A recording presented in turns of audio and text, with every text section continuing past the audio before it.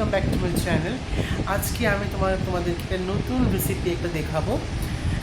এই রেসিপিটা অনেকেই পছন্দ করো, অনেকে একদম দু চোখে দেখতে পারো না, সেটা আমি জানি।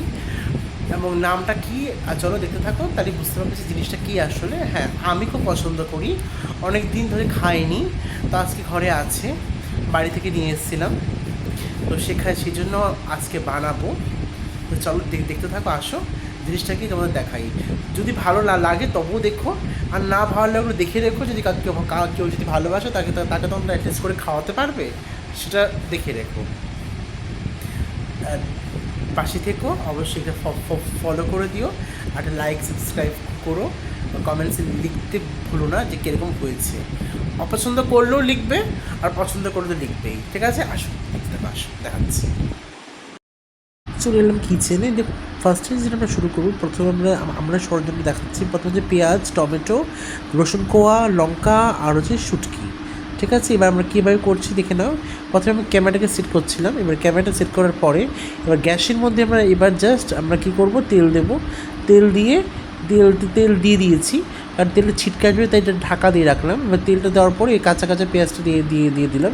পেঁয়াজটা লাল লাল হয়ে আসুক, তো ততক্ষণে আমরা বাকি সরঞ্জামগুলো দেবো। সেটার মধ্যে হচ্ছে টমেটো, তারপরে হচ্ছে রসুন, তারপরে হচ্ছে অবশ্যই এই কাঁচা লঙ্কা, আর হচ্ছে তার মধ্যে শুটকিটা দেবো, দিয়ে এটাকে ভালো মতন করে মেশাবো। দেখতে থাকো কীভাবে আমরা করছি।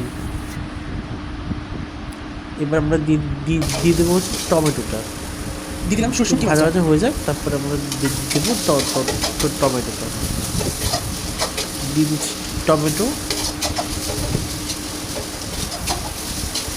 দেওয়ার পরে আমরা আবার একটু ভালো করে নাড়িয়ে দেবো, তার কারণ হচ্ছে সবগুলো জিনিস যেন গলে যায় এবং যেন মিশে যায় একে অপরের সঙ্গে, সেভাবে আমরা মিশাবো জিনিসটাকে। ক্যামেরাটা বারবার করে ডিস্টার্ব করছিল, মানে তার জন্য আমি এটাকে বারবার করে ঠিক করতে হচ্ছিল আমার। দিয়ে দিলাম রসুনটাকে,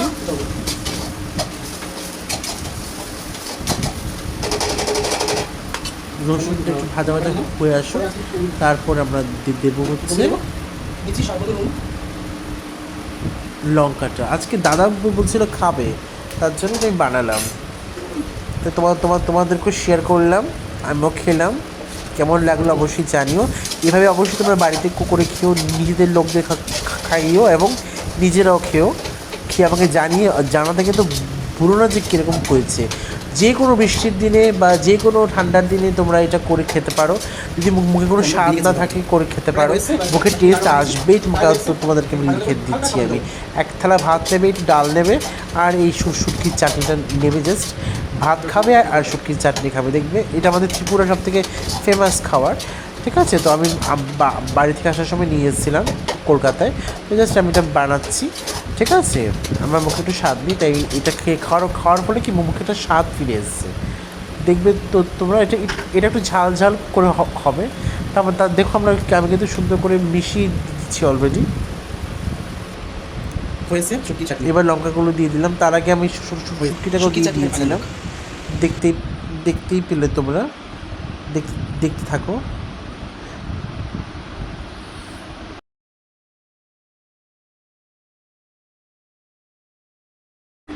দেখতেই পেলে এখন আমরা নুন আর হলুদ দিয়েছিলাম, ঠিক আছে? এবার ভালো করে আমরা মিশিয়ে দিচ্ছি, ভালো করে মেশানোর পর যত পারছি আমরা মেশাচ্ছি। তারপরে এরপর হালকা করে জল দেব, জল দিয়ে যাতে একটু গাঢ় গাঢ় হয় জিনিসটা, একটু মাখা হয় জিনিসটা, সেভাবে আমরা আনবো। এটাকে বলে শুটকির চাটনি। কীরকম লাগলো অবশ্যই কমেন্ট সেকশনে জানিও। এটা তোমরা বানাতে অনেকেই পারো। দেখো, আমি জল দেওয়ার পরে এই যে জিনিসটা এসছে। হ্যাঁ, তো কীরকম লাগলো অবশ্যই জানাতে কিন্তু ভুলো না। আর বাড়িতে কারা করে খেয়েছো বা খাওয়াবে, সেটা তো অবশ্যই কমেন্ট সেকশনে আমাকে বলে যেও। Thanks for watching. শুটকির চাটনি,